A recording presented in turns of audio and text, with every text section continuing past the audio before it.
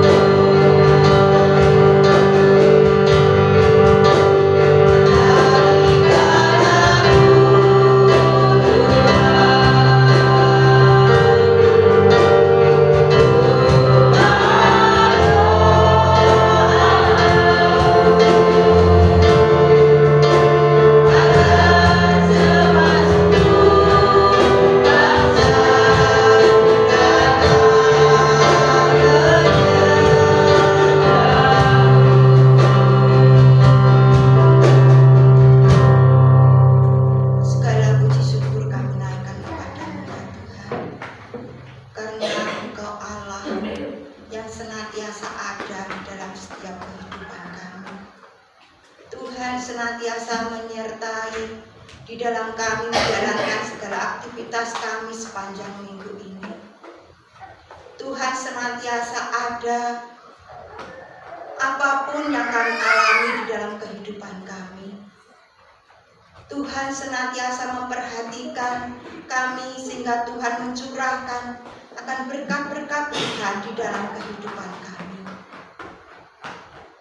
Sampai saat pagi hari ini Tuhan, di hari Sabat ini Tuhan, kami tetap merasakan akan kasih Tuhan yang begitu melimpah di dalam kehidupan kami. Sehingga pada pagi hari ini, di hari Sabat ini, kami boleh membawa hidup kami di hadapan Tuhan. Kami rindu Tuhan, pada saat ini kami boleh mengagungkan Tuhan. Melalui puji-pujian, melalui kami mendengarkan akan kebenaran firman Tuhan. Karena itu Tuhan, kami menyerahkan akan bibir mulut kami. Biarlah ya Tuhan Yesus Engkau urapi, Engkau sucikan hati kami daripada segala dosa. Sehingga ya Tuhan kami boleh layak untuk kembali mengagungkan Tuhan, memuji Tuhan, mendengarkan akan kebenaran firman Tuhan. Terima kasih ya Bapa, terima kasih. Bapa, pada saat ini Tuhan kami menyerahkan akan jam ibadah ini ke dalam pimpinan Tuhan. Biarlah ya Tuhan Yesus Engkau hadir di tengah-tengah kami. Engkau mengurapi setiap kami. Sehingga ya Tuhan, ibadah kami boleh berkenan di hadapan Tuhan dan boleh mendatangkan kemuliaan bagi nama Tuhan. Setiap kami ya Tuhan pakai untuk melayani Tuhan. Engkau pakai, Engkau urapi dengan Roh Kudus Tuhan. Sehingga Tuhan, semuanya boleh menjadi berkat kepada setiap kami dan juga boleh menjadi berkat setiap sidang jemaat Tuhan. Terima kasih ya Bapa, terima kasih. Bapa, kami menyerahkan dan membuka ibadah kami saat pagi hari ini. Hanya di dalam nama Tuhan Yesus kami berdoa dan membuka ibadah kami. Haleluya. Amin. Kami persilakan untuk kembali. Kita bersyukur saat ini kita boleh bertemu satu dengan yang lain. Biarlah pada saat ini kita boleh membawa hidup kita, seluruh hidup kita untuk mengagungkan Tuhan, untuk memuji nama Tuhan. Ku bawa pujian ke dalam rumah Tuhan. Kita akan pujikan pujian ini.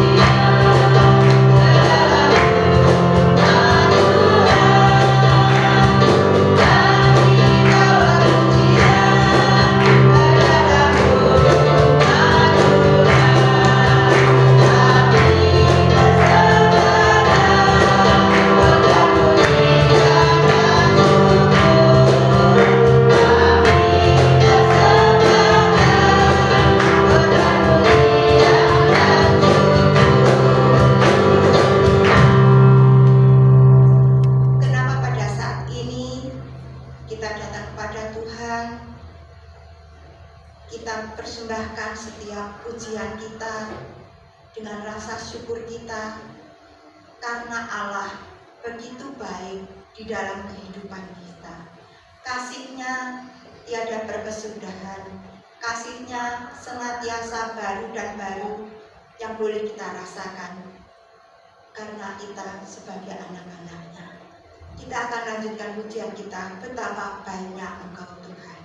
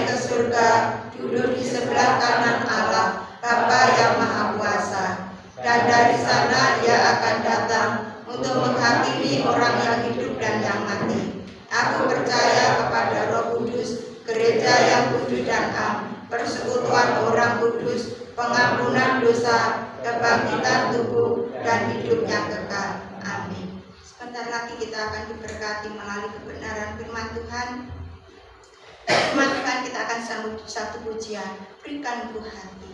Seperti hatimu,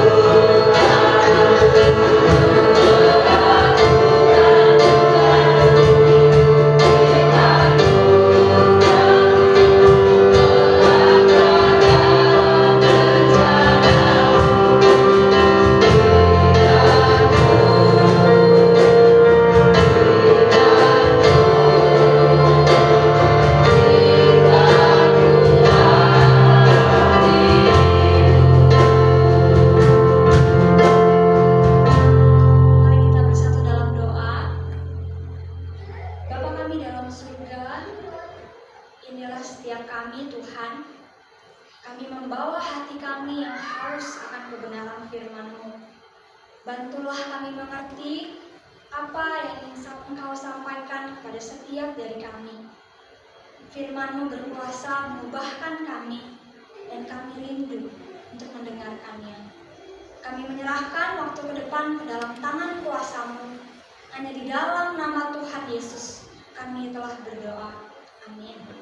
Jemaat bersama duduk kembali. Terima kasih untuk para penata layan. Baik, Shalom Bapak Ibu sekalian. Ya, sebuah kesempatan. Ya, saya juga bersyukur sekali gitu bisa kembali datang untuk kedua kalinya di tempat ini. Dan saya membawa satu sukacita juga karena tadi juga sudah ngobrol sama Pak Mol. Ada juga melihat Bapak Ibu sekalian yang masih giat melayani, masih giat datang. Dan hari ini kita akan sama-sama belajar satu kebenaran firman Tuhan yang saya berikan tema seperti apa kuasa Allah itu. Sebelum lebih lanjut, mari kita buka kitab kita yang terambil di dalam Matius pasalnya yang keempat, ayatnya yang pertama sampai ke-11. Matius 4 ayat yang pertama sampai ayat yang ke-11. Karena ada 11 ayat, saya meminta kita untuk membaca bergantian ya. Saya ayat yang ganjil, Bapak Ibu sekalian ayat yang genap. Tetapi di ayat yang ke-11 kita akan bacanya secara bersama-sama. Sudah menemukannya semuanya? Ya. Mari kita baca bersama-sama. LAI memberi judul pencobaan di padang gurun. Maka Yesus dibawa oleh Roh ke padang gurun untuk dicobai iblis. Ya, setelah berpuasa keluar dari hari batu, akhirnya lapar lagi. Lalu datanglah si pencoba itu dan berkata kepadanya, "Jika engkau anak Allah, perintahkanlah supaya batu-batu ini menjadi roti." Tetapi Yesus menjawab, "Ada tertulis, manusia hidup bukan dari roti saja, tetapi dari setiap firman yang keluar dari Allah." Kemudian iblis membawanya ke kota suci dan menempatkan dia di gunungan bait Allah. Lalu berkata kepadanya, "Jika Tuhan Allah, jatuhkan dirimu ke bawah, sebab ada tertulis mengenai engkau dia akan menempatkan malaikat-malaikatnya, dan mereka akan menatang engkau di atas tangannya, supaya kakimu jangan terangkat pada batu." Yesus berkata kepadanya, "Ada pula tertulis, janganlah engkau mencobai Tuhan Allahmu." Dan iblis membawanya pula ke atas gunung yang sangat tinggi, dan memperlihatkan kepadanya semua kerajaan dunia dengan kemudahannya. Dan berkata kepadanya, "Semua itu akan kuberikan kepadamu jika engkau sujud menyembah aku." Maka berkatalah Yesus kepadanya, "Enyahlah iblis, sebab ada tertulis, engkau harus menyembah Tuhan Allahmu, dan hanya kepada Dia sajalah engkau beribadah." Bersama-sama, lalu iblis meninggalkan dia, dan lihatlah malaikat-malaikat datang melayani Yesus. Sedemikian jauh pembacaan firman Tuhan kita. Berbahagia bagi setiap kita yang telah membaca, menerimanya, merenungkannya, dan melakukannya dalam kehidupan kita sehari-hari. Bapak Ibu sekalian, mungkin perikop ini sudah sering kita dengar, sudah sering kita baca, sudah sangat familiar juga. Tapi sebelum kita lebih lanjut lagi mengenai apa isi kebenaran firman Tuhan ini, saya akan menampilkan satu video yang bisa kita saksikan bersama-sama. Ini adalah cuplikan film yang baru keluar di tahun lalu.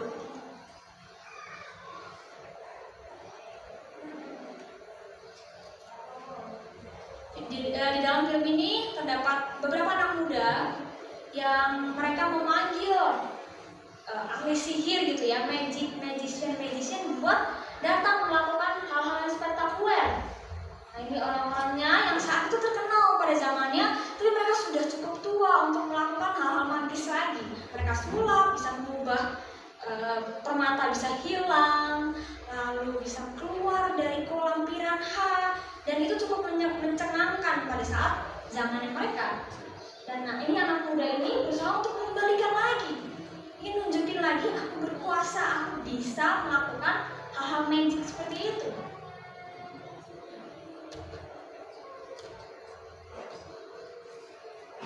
Mereka lagi merancangkan, mereka juga bertemu dengan profesor master magicnya gitu, yang paling ahli katanya.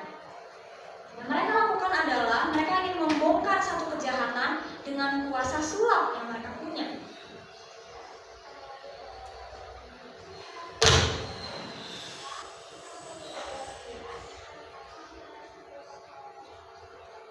Dan saat itu ya cukup menggemarkan juga karena orang kaya dalam video ini ya memang kekayaannya ada di mana-mana, tapi dia berlaku dengan curang sehingga anak-anak muda dan pesulap-pesulapnya itu mereka mencoba untuk membongkar dengan kuasa yang menurut mereka besar sekali.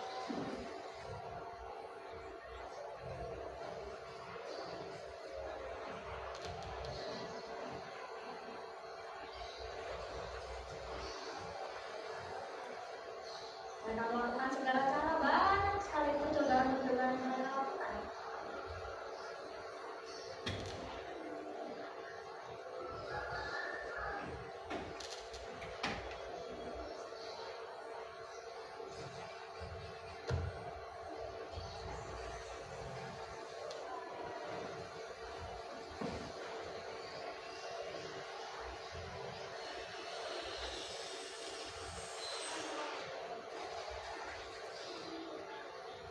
Mungkin sampai sini aja, takutnya kita terlalu nyaman nonton film. Nah, Bapak Ibu sekalian, ketika kita melihat ya ada kuasa sulap, kuasa yang rasanya bisa gitu ya, orang yang ada di kolam kiraan H dikunci semuanya, tapi dia bisa keluar dengan kuasa sulap. Atau misalnya mengubah permata yang udah disimpan baik-baik, tapi bisa diambil juga dengan kuasa sulap. Kalau kita mikirin lagi, kalau kita bayangkan lagi, kira-kira hal seperti ini mudah nggak ya kita lakukan kalau kita nggak mengerti trik sulap? Akhirnya sulit sekali untuk kita bisa mengetahui bagaimana kuasa yang dipakai untuk bisa melakukan hal-hal seperti itu. Lantas, apakah kuasa Allah bisa disamakan dengan kuasa-kuasa sulap yang dilakukan oleh orang-orang Kristen?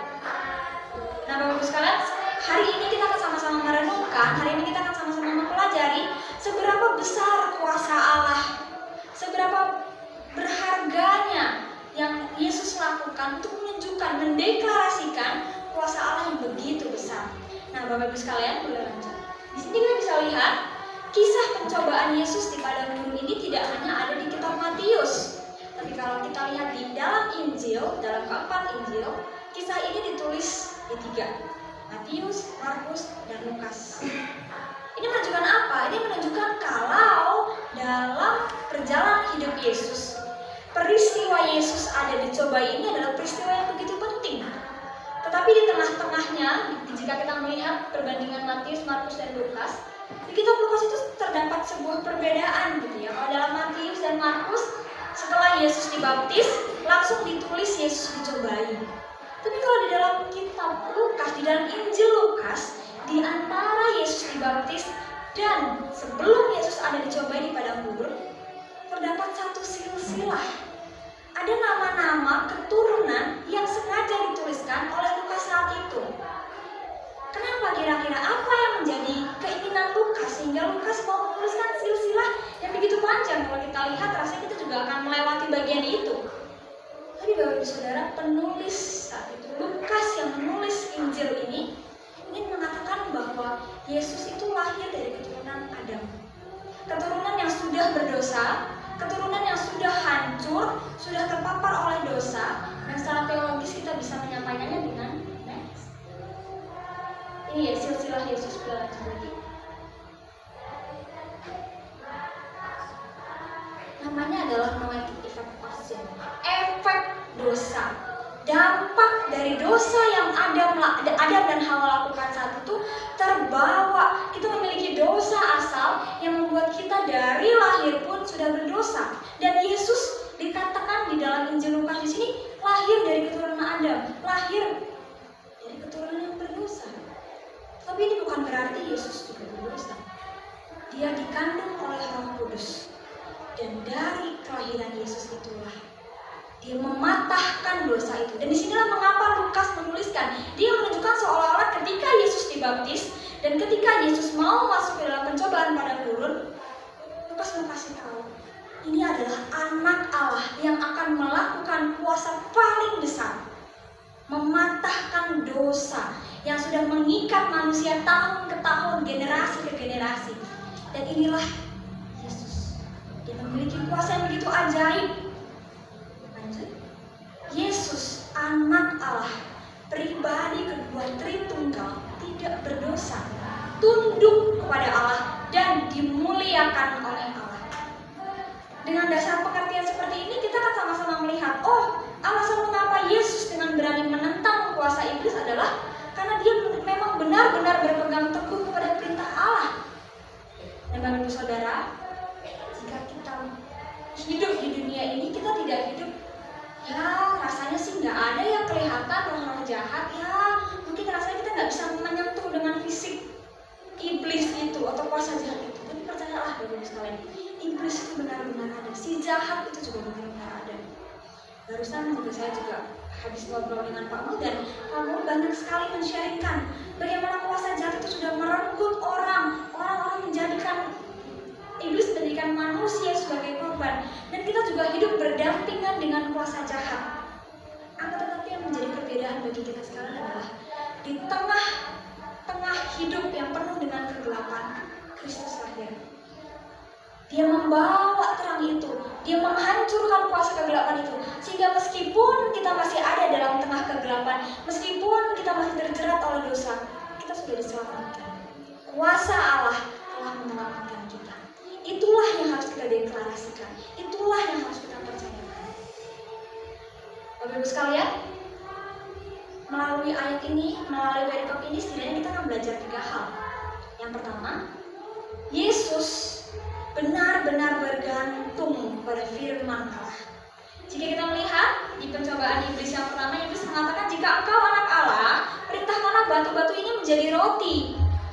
Menjadi pertanyaan bagi kita sekarang adalah, kenapa harus iblis meminta Yesus mengubah batu menjadi roti? Kenapa nggak jadi makanan yang lain? Emang apa spesialnya roti pada saat itu? Bapak Ibu sekalian, roti adalah makanan pokok pada zaman Yunani Romawi kuno. Saat itu abad yang pertama. Cara membuat roti tambah beragi ini adalah mereka membuat dengan gandum, disimpan berhari-hari, lalu ketika ada waktu-waktu tertentu mereka akan membagi-bagikan. Dan roti ini adalah hal yang sangat penting, mungkin bagi kita adalah rendang mungkin ya, atau ya makanan yang kita nyaman, kita enak, terbuat sehari-hari. Itulah roti pada zaman itu. Sehingga ketika Yesus selama 40 hari 40 malam berpuasa, tentu manusia Yesus itu memang benar-benar lapar, haus sekali, dan sangat amat tergoda pastinya untuk makan roti, bukan? Karena saat itu memang makanannya. Akan tetapi Yesus tidak gagal. Jika kita melihat lagi dalam godaan iblis yang pertama ini, semacam menggambarkan kembali kisah yang sudah terlampau lama dalam perjanjian lama. Jika kita melihat bangsa Israel, kita mungkin sudah familiar dengan bangsa Israel yang terus-terusan tobat, lalu kumat, tobat lagi, terus kumat lagi. Mereka selama 40 tahun ada di padang gurun. Mereka dicobai, mereka merasakan haus, mereka merasakan lapar. Tetapi bangsa Israel gagal. Bangsa Israel terus marah sama Tuhan. Bahkan di dalam Keluaran, Yesus mengatakan Israel adalah anakku. Sebuah gema yang sama dikatakan kepada Yesus di zaman perjanjian lama. Ketika dia dibaptis, ada suara dari langit yang mengatakan, inilah anakku yang kukasihi. Yesus datang seperti membawa kembali kisah perjanjian lama yang sudah gagal, tetapi Yesus selama 40 hari di padang gurun dan dia berhasil melawan godaan iblis. Bapak Ibu Saudara, Yesus tidak tergoda untuk jatuh ke dalam godaan iblis. Karena Yesus tahu hidupnya itu bukan bergantung dari roti fisik saja, tetapi dari roti yang membawa kehidupan, dari roti hidup. Apa itu roti hidup? Apa yang disebutkan dengan roti hidup itu? Roti hidup adalah firman yang keluar dari mulut Allah. Setiap firman yang dari Allah adalah makanan dan sumber kehidupan bagi kita, Bapak Ibu sekalian. Tuhan Yesus pun semasa kecilnya, jika kita melihat sejak umur 12 tahun, Yesus sudah membaca, sudah berdebat juga dengan ahli Taurat orang Farisi pada saat itu. Ini menunjukkan bahwa sepanjang kehidupan Yesus, dia memang sudah kenal dengan firman Tuhan. Dia tunduk kepada firman Tuhan itu. Dan benar apa yang Allah Bapa katakan kepada Yesus, inilah anakku yang kukasihi, kepadanya lah aku berkenan. Dia datang untuk menggenapi, untuk memberikan firman hidup itu. Yesus memberikan sebuah teladan yang sangat indah bagi para murid dan juga buat kita pada saat ini. Kita harus tunduk, bergantung pada firman Tuhan. Lantas seberapa sering sih kita merenungkan firman-Nya? Seberapa sering kita tunduk dan menerima firman Allah? Seberapa sering kita benar-benar ingin tahu roti kehidupan itu? Bapak Ibu Saudara, jika bangsa Israel, jika saat itu bangsa Israel terus-terusan gagal, tetapi Yesus tidak gagal. Benar, dia adalah Allah. Tetapi kita melihat yang Yesus lakukan bisa manusia lakukan. Itu apa? Merenungkan firman Tuhan, tunduk, bergantung kepada firman Tuhan, dan menolak kuasa iblis, menolak segala godaan dengan firman Tuhan yang sudah dia ketahui dalam hatinya. Maka Bapak Ibu sekalian, perlu sekali lagi bagi kita untuk mendekat kepada sang firman itu. Bagaimana kita bisa mengetahui kehendak Allah? Bagaimana petunjuk kita bisa hidup? Dengan mencari firman Allah. Mari kita juga memakai kesempatan ini untuk kembali mendekatkan diri kita kepada Allah. Mencari tahu, oh ini yang menjadi kehendak Allah. Kuasa iblis benar-benar ada. Dia akan menghancurkan kita. Tetapi ketika kita melawan iblis, itu bukan berarti kita mencari kemenangan. Tetapi ketika kita melawan iblis, kita melawan dari kemenangan. Maksudnya apa? Jadi ketika kita beranggapan kalau kita melawan iblis, kita mencari kemenangan, itu hal yang salah. Tapi yang benar adalah ketika kita melawan iblis, kita melawannya karena kita sudah menang. Kita sudah tahu Roh Kudus dalam diri kita itu sudah begitu besar. Sehingga ketika kita melawan godaan iblis, ketika melawan godaan daging kita yang begitu kuat, kita melawannya bukan dengan kekuatan kita, tapi dengan Roh Kudus yang ada dalam diri kita yang begitu besar, yang bahkan lebih besar. Itu sudah ada dalam hati saya dan Bapak Ibu sekalian. Maka itu mari kita bergantung, sama seperti Yesus menolak godaan iblis dengan apa? Dengan mengetahui firman Tuhan. Iblis ada, roh jahat ada, kuasa kegelapan itu ada dan nyata. Kita sudah menang. Kita bergantung pada firman Tuhan. Yang kedua, Yesus tunduk kepada firman Allah. Godaan yang kedua di sini iblis membawanya ke hubungan bait Allah dan memerintahkan untuk menjatuhkan dirinya ke bawah. Lalu katanya malaikat akan mengangkat dia. Bapak Saudara, iblis ya, di saat ini ya, iblis itu tidak menggoda Yesus dengan cara-cara yang wah langsung tenar, wah langsung besar, langsung menggelegar gitu. Tapi iblis mencoba dengan godaan yang masuk akal, yang menyerang sisi kedalaman hatinya Yesus. Bahkan iblis menggunakan ayat itu dari Mazmur 91 untuk mencoba Yesus. Iblis juga tahu firman Tuhan, iblis mengerti, tapi iblis memutar balikannya, iblis memakai firman Tuhan dengan cara yang salah. Apakah kuasa iblis dengan firman Tuhan ini berhasil, Bapak Ibu sekalian? Tidak. Dengan memutarbalikkan firman, Tuhan Yesus pun tahu iblis ini juga sedang menggoda. Iblis sedang memutarbalikkan firman yang tidak berkata yang benar. Iblis menggunakan firman itu untuk mencari keuntungan, untuk memuliakan si iblisnya sendiri. Godaan semacam ini semacam ingin menggoda Tuhan, memaksa Tuhan membuktikan kasihnya dengan keturunan. Bapak Ibu Saudara, jika kita membayangkan kenapa iblis membawa ke bait Allah, secara geografis bait Allah itu seperti ya kalau di kota-kota besar mungkin adalah gedung pencakar langit, gedung yang tinggi-tinggi, gedung yang rasanya ketika orang melihat puncak gedung itu merasa kayak wah hebat ketika Yesus ada di bait Allah adalah tempat orang-orang beribadah. Orang-orang Yahudi membaca kitab Taurat. Dan Bapak Ibu sekalian, seperti yang kita juga sama-sama tahu, kalau orang Yahudi itu sangat menentang Yesus sebagai Mesias. Kita melihat kisah perjalanan Yesus, dia di kitab Injil, orang Yahudi yang tidak percaya Yesus sebagai Allah itu menyalibkan Yesus.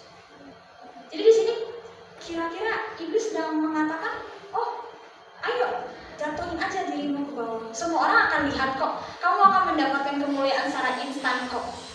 Iblis tahu apa yang Yesus inginkan. Iblis tahu orang Yahudi itu nggak bakal terima Yesus sebagai Allah. Makanya iblis memberikan cara instan. Oke, kamu jatuhin dirimu. Orang Yahudi akan secara langsung percaya sama kamu kalau kamu Allah. Tapi apakah Yesus jatuh dalam godaan itu, Bapak sekalian? Lagi-lagi tidak. Nama Yesus disebarkan dengan firman yang dia kabarkan. Dan ketika Yesus mendapatkan godaan seperti ini, Yesus mengatakan dalam Ulangan 6 ayat firman Tuhan mengatakan dalam Ulangan 6 ayat 16, jangan mencobai Tuhan. Yesus juga mengutip dengan firman Tuhan, tapi Yesus tidak memutarbalikkan sama seperti iblis memutarbalikkan. Ini pernyataan iman yang sejati. Yesus benar-benar tunduk kepada firman. Yesus tahu iblis mengerti juga apa firman Tuhan. Iblis tidak bodoh. Tapi Yesus juga tahu bagaimana untuk membalas, untuk stop iblis. Itu dengan firman Tuhan. Dan dia Bapak-Ibu sekalian, Yesus hidup oleh setiap firman. Dia lebih tunduk di bawah firman Allah. Sekarang Yesus lebih tunduk di bawah firman Allah daripada menginjak firman Allah demi ketenaran dirinya sendiri. Yesus tahu betul bahwa firman itu dapat melawan godaan setan. Sehingga Yesus yang sudah tahu firman Allah itu, yang sudah tunduk pada firman Allah itu, bisa mencegah, bisa melawan bahkan kuasa iblis yang sudah tahu akan menggoda diri. Maka dari itu, Yesus yang hidup oleh setiap firman, dia tunduk.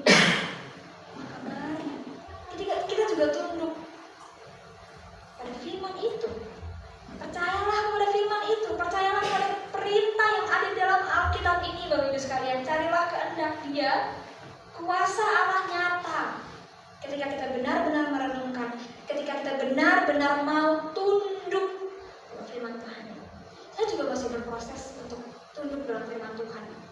Karena godaan zaman sekarang rasanya lebih sulit, lebih asik. HP ini sekecil ini, tapi bisa membawa dampak yang begitu besar. Saya lebih mendingan barang kecil daripada barang besar.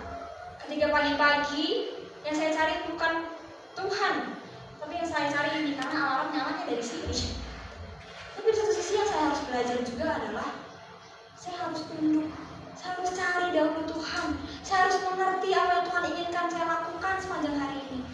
Maka itu akan membuat hati saya dan hati Bapak Ibu sekalian mengerti apa yang Tuhan inginkan. Carilah firman. Mari, saya pun juga.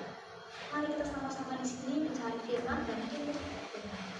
Dan yang terakhir, di dalam godaan yang ketiga, Yesus menjalankan. Setelah Yesus bergantung, setelah Yesus benar-benar tunduk, Yesus juga menjalankan firman Allah. Ketika iblis menawarkan kemegahan dunia kepada Yesus, Yesus digoda untuk ayo menyembah aku dulu. Kamu lihat, di sini dikatakan dibawa ke atas dan dibilang sujud menyembah aku. Di gunung yang sangat tinggi itu iblis menunjukkan semua hal. Siapa yang gak suka kemegahan? Semua orang masih suka kemegahan. Dan iblis tahu kelemahan manusia adalah jatuh ke dalam hal seperti itu. Dan pada dasarnya iblis juga sudah tahu tujuan kedatangan Yesus dalam dunia ini adalah menempuh jalan salib.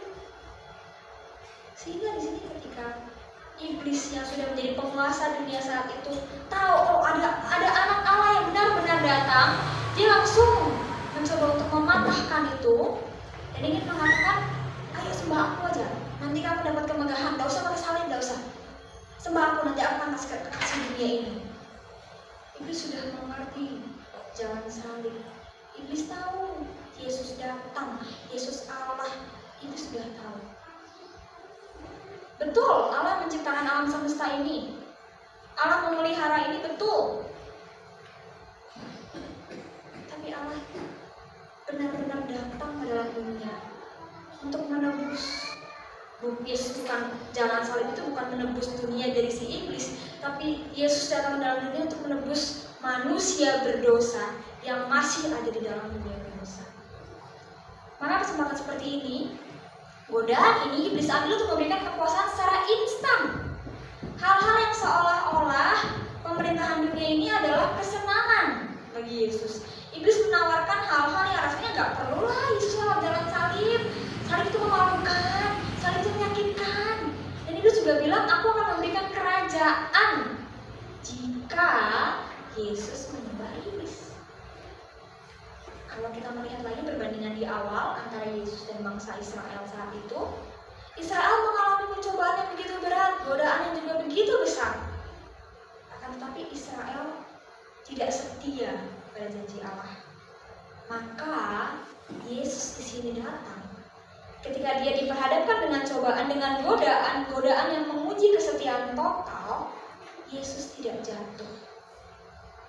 Tapi Yesus menjawab kepada iblis, "Enyahlah iblis, sebab ada tertulis."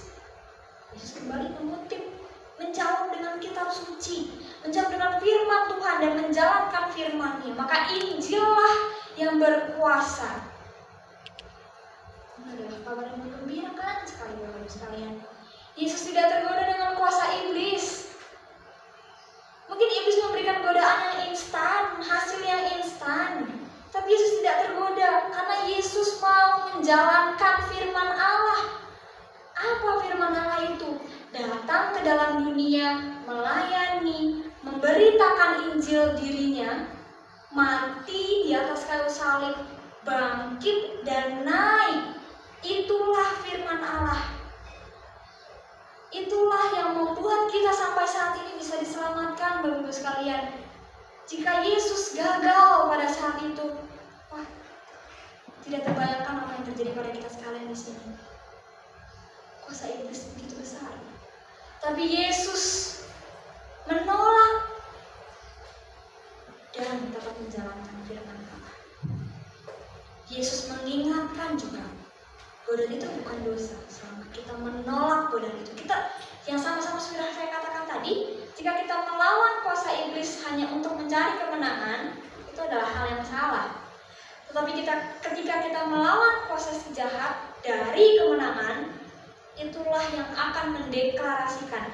Kita akan semakin menyebarkan nama Tuhan. Kita akan semakin membuat orang lain melihat, inilah Allah yang kusembah. Ketika kita sudah merasa menang, ketika kita sudah benar-benar dimenangkan, dan kita melawan godaan si iblis, kita sudah membawa nama Tuhan. Kita sudah membawa Injil itu kepada banyak orang. Dan Bapak-Ibu sekalian, selama kita hidup di dunia ini, kita hidup dalam dunia yang sudah jatuh. Yang sudah saya katakan lagi, hidup kita udah benar-benar jatuh. Gak bisa kita menyelamatkan diri sendiri. Tapi yang kita udah gak bisa sama sekali mencoba mencari keselamatan dengan cara-cara apapun. Kita gak bisa. Tapi ketika kita percaya kepada Yesus, kita mendapatkan kuasa itu. Allah memberikan Roh Kudus bagi kita sekalian untuk kita menjauhkan diri dari godaan itu. Apa godaan yang ada dalam hidup kita sekarang? Apakah separah iblis yang datang tiba-tiba ke dalam rumah kita, mengontak kita lalu memberikan godaan yang rasanya nggak masuk akal? Iblis udah nggak pakai cara itu lagi. Kalau misalnya kita bisa bilang iblis sudah kuno kalau pakai cara kayak begitu. Ataukah iblis menggoda dengan cara-cara justru yang membuat kita nyaman? Iblis sudah bekerja dengan cara justru dengan cara yang kita nikmati, kita sukai. Mungkin kalau saya masih bergumul, ya ada dosa-dosa yang saya rasa ini udah kebiasaan Tuhan, ini udah hal-hal yang sering kita lakukan dari SD. Tapi masa iya saya masih terjebak iblis? Bagi Bapak Ibu kawan-kawan di sini, iblis masih bekerja dalam segala cara. Kita masih hidup berdampingan dengan kuasa si jahat itu. Tetapi yang membedakan adalah kita sudah memiliki kuasa Roh Kudus dalam diri kita, yang membuat kita untuk memberhentikan kuasa si jahat. Yesus tidak tergoda, dia tetap setia menjalankan perintah Allah. Maka dia juga tidak terlena untuk jatuh ke dalam godaan itu. Iblis bisa memakai kenyamanan kita, relasi kita, pekerjaan kita, yang mungkin kesehatan kita. Mungkin ketika kita merasa, wah puji Tuhan, saya mendapatkan kesehatan di hidup ini. Ketika kita hidup nyaman, ketika kita hidup terus-terusan makmur, perlahan kita lupa siapa sang sumber pemberi itu. Justru disitulah Bapak Ibu Saudara iblis mulai masuk. Kita jangan terlena, kita jangan sampai jatuh. Baliklah, ingat, ini semua karena Tuhan. Dalam nama Tuhan Yesus, iblis dikalahkan. Ada lagunya juga kan? Dalam nama Yesus, iblis dikalahkan. Dalam nama Yesus, hanya di dalam namanya Dia, kita bisa mematahkan kuasa itu. Bapak Ibu Saudara, mari kita jangan terlena untuk jatuh. Mari kita melihat salib itu. Salib yang adalah wujud kuasa Allah. Melalui inilah kita dimenangkan. Yesus yang mati di atas kayu salib. Kita sudah sama-sama tahu perjalanan hidup Yesus. Dia berakhir di kayu salib. Dan di salib itulah yang mengalahkan maut, mengalahkan kuasa iblis, menjatuhkan kegelapan. Dan bukankah harusnya itu sudah cukup membuat kita puas, senang, bersyukur, karena Roh Kudus sudah ada dalam setiap kita. Atau apakah masih ada kepuasan-kepuasan lain yang masih kita cari? Bapak Ibu Saudara, jika masih, mari kita sama-sama bertobat, karena saya juga masih memiliki keinginan mencari kepuasan di hal-hal yang lain. Tapi pada pagi hari ini firman Tuhan mengingatkan kita sekali lagi, cukuplah kasih setia Tuhan. Melalui salib inilah kita sudah dimenangkan, kita sudah diselamatkan. Ini adalah kabar yang menggembirakan. Kita tidak perlu lagi melakukan hal-hal yang melelahkan kita untuk mencari keselamatan, karena kita sudah mendapatkannya. Maka marilah kita cukup dengan kasih Allah itu. Marilah kita bergantung, kita tunduk kepada firman Allah, dan kita juga sama-sama menjalankan apa yang menjadi keinginan hati Allah. Mari kita di sini sama-sama belajar untuk mengandalkan firman Tuhan. Beberapa disiplin rohani yang bisa kita lakukan adalah setiap pagi mengambil waktu sejenak, duduk diam, membuka Alkitab, berdoa meminta petunjuk dari Bapa. Aku ingin menemukan firman-Mu, berikan Roh Kudus untuk berbicara pada aku hari ini. Berdoa, Tuhan mendengar, Tuhan tahu apa yang kita lakukan.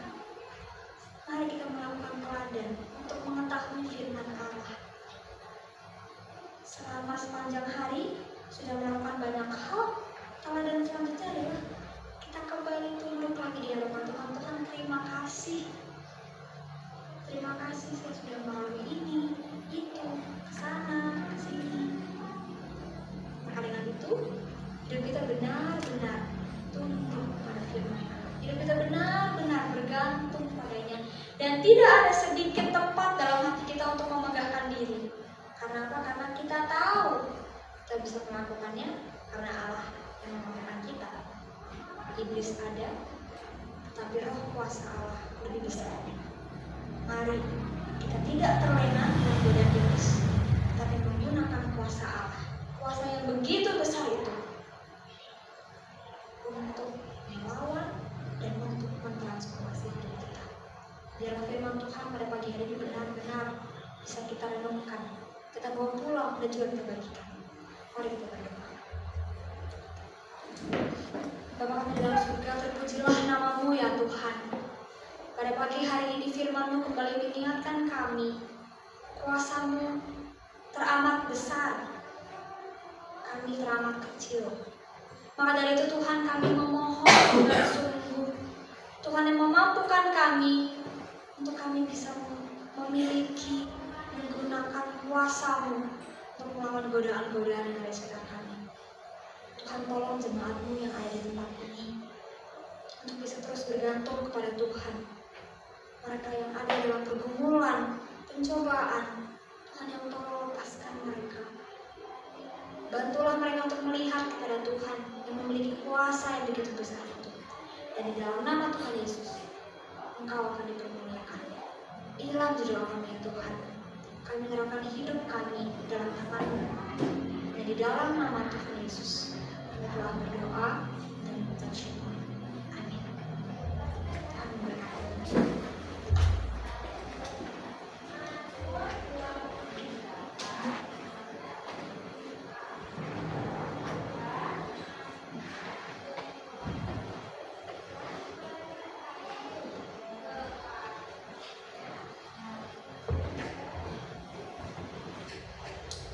Demikianlah kebenaran firman Tuhan yang telah memberkati kepada setiap kita.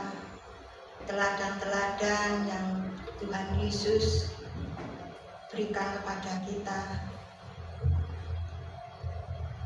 sungguh luar biasa. Karena hidup kita pun sudah ada Roh Kudus, Tuhan Yesus yang berkuasa dalam kehidupan kita. Kita akan meresponi akan kebenaran firman Tuhan dengan pujian besar dan perkasa Allah kita.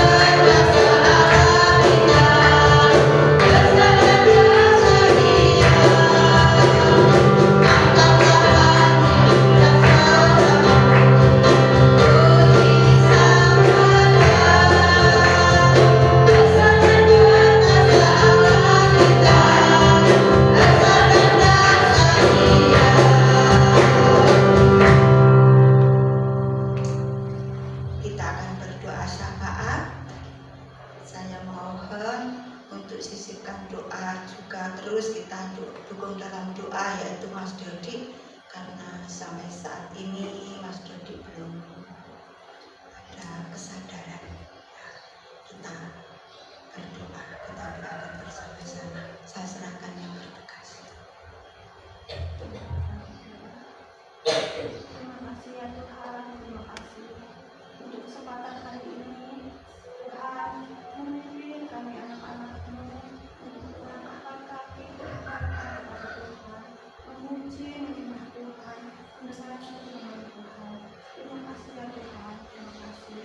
Saat ini kami berharap kepada Tuhan, mengucap syukur ya Tuhan untuk kebenaran firman-Mu yang mengingatkan kami untuk kami sadar kami untuk belajar melakukan kebenaran firman Tuhan. Tuhan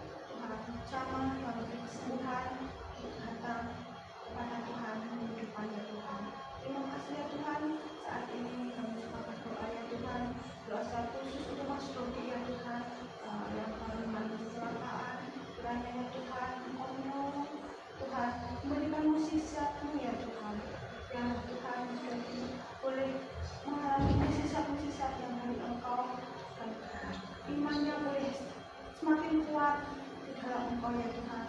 Biarlah dalam kemahan saat ini bisa melihat kuasa Tuhan boleh dinyatakan ya Tuhan. Tuhan kiranya mau pakai para dokter, obat-obat yang diberikannya menjadi alat untuk kesembuhan Mas Dodi ya Tuhan. Tuhan juga berdoa untuk keluarga yang mendampingi terutama orang tuanya dengan segala keberadaannya dan kelemahannya, dan yang Tuhan memberi ketenangan, Tuhan menolong, memberi damai sejahtera-Mu, memberi hikmat-Mu, supaya tetap berharap kepada Tuhan, supaya tetap bersandar kepada Tuhan, apapun yang sedang Bu Srini rasakan dan keluarga rasakan, tetap menantikan mukjizat yang dari Tuhan. Kami percaya bahwa Engkau Allah yang sanggup menantikan mukjizat ya Tuhan. Hanya Engkau lah ya Tuhan, tempat kami berharap, tempat kami bersandar untuk mendapatkan kesembuhan dari Mas Dodi ya Tuhan. Terima kasih ya Tuhan, terima kasih. Kami suka berdoa saat ini Tuhan untuk anak-anak-Mu yang belum bisa datang ya, yang tidak bisa datang karena keadaan lansia ya Tuhan. Biarlah Tuhan menolong di masa tuanya, biarlah Tuhan tetap menguatkan imannya, tetap mengingat kebenaran firman-Mu, biarlah Tuhan tetap kuat di dalam Tuhan, tetap bersandar di dalam kekuatan firman Tuhan. Terima kasih ya Tuhan, terima kasih saat ini juga berdoa ya Tuhan untuk gereja-Mu yang saat ini membutuhkan perbaikan ya Tuhan. Tuhan tolong, Tuhan berkati gereja-Mu, Tuhan cukupkan apa yang diperlukannya. Terima kasih ya Tuhan, kami menyerahkan akan gereja-Mu yang perlu diperbaiki ini ya Tuhan. Ya Tuhan, kami juga berdoa untuk hamba-Mu yang melayani tempat ini, Ibu Siska dan Pak Petrus. Biarlah Tuhan menolong, memberikan hikmat-Mu dalam melayani Engkau. Tuhan berkati anak-anaknya, memberikan kesehatan, memberikan kepintaran dalam sekolahnya. Tuhan berkati Bapak Ibu keluarga, Tuhan memberikan kesehatan yang Engkau. Terima kasih ya Tuhan, terima kasih. Berdoa untuk semua para jemaat-Mu di tempat ini ya Tuhan, yang berkati pekerjaannya, Tuhan berkati kesehatan kami semua anak-anak-Mu ya Tuhan, supaya kami tetap setia beribadah kepada Tuhan, dan Tuhan menolong setiap ibadah-ibadah yang ada ya Tuhan. Kiranya anak-anak-Mu bisa datang beribadah, menguatkan iman, mengenal akan kebenaran firman-Mu hari demi hari ya Tuhan. Terima kasih ya Tuhan, terima kasih. Saya juga berdoa untuk bangsa dan negara kami ya Tuhan. Kiranya Tuhan menolong bangsa dan negara kami, Tuhan menolong Bapak pemimpin bangsa negara ini, Bapak Presiden sampai RT ya Tuhan, hikmat bijaksana daripada Engkau, supaya untuk kemakmuran kesejahteraan bangsa Indonesia ya Tuhan. Terima kasih ya Tuhan, terima kasih. Kami menyerahkan doa ini hanya di dalam nama Tuhan Yesus. Terima kasih untuk menurut yang telah memahami dalam saat ini. Kita akan memberikan yang terbaik, firman Tuhan yang senantiasa memberkati di dalam setiap usaha pekerjaan kita. Kita akan berikan persembahan kepada Tuhan. Kita akan iringi satu pujian, segala puji syukur hanya bagi-Mu. Segala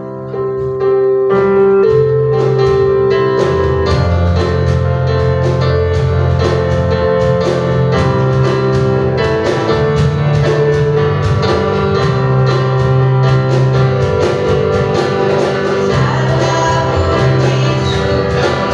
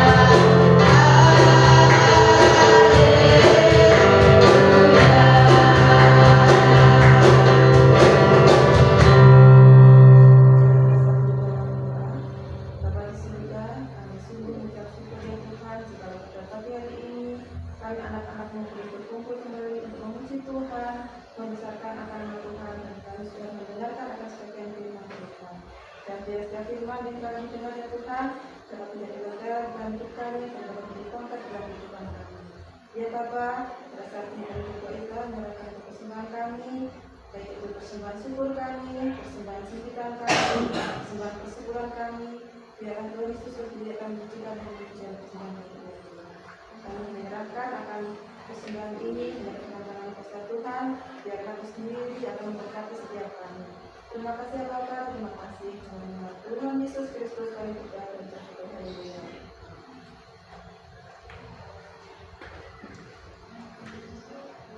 Ibadah kita pada saat ini sudah selesai, kita akan bersama-sama, yaitu bangkit berdiri, kita akan memujikan puji Allah Bapa Putra dan dilanjutkan dengan doa berkat. Masyarakat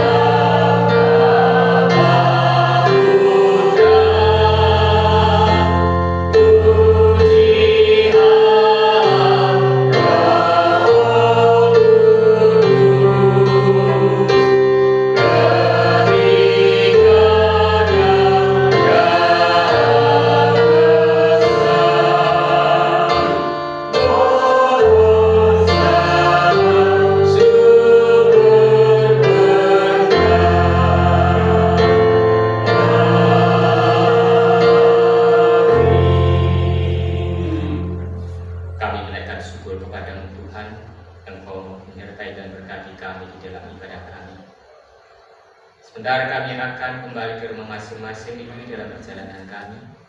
Tuhan menyertai setiap umat-Mu. Dan kami sebelum pulang meninggalkan rumah Tuhan ini, kami mohon Tuhan memberkati kami sekalian.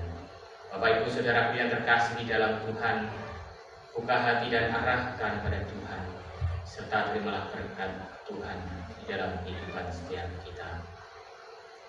Kasih karunia dari Allah Bapa, damai sejahtera di dalam Yesus Kristus Tuhan dan Juru Selamat kita, kekuatan dari Roh-Nya yang kudus, senantiasa melimpah, menyertai dan berkati kita sekalian, mulai hari ini sampai selama-lamanya. Amin.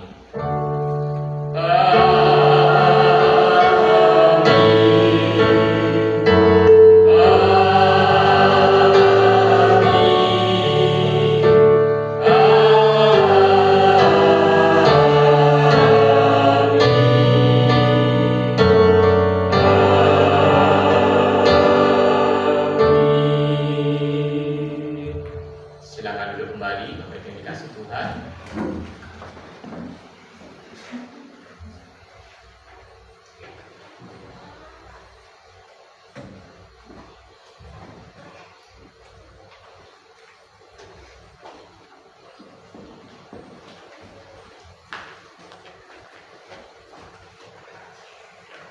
Kami atas nama jemaat mengucapkan terima kasih kepada Kak Kris dalam hari Tuhan pagi ini. Kami senantiasa berdoa, Tuhan senantiasa menyertai berkati Kak Kris di dalam kuliahnya dan juga dalam pelayanannya, dan kita senantiasa mendoakan agar hambanya senantiasa dipakai oleh Tuhan untuk membawa jiwa-jiwa kepada Tuhan. Terima kasih, Tuhan berkati.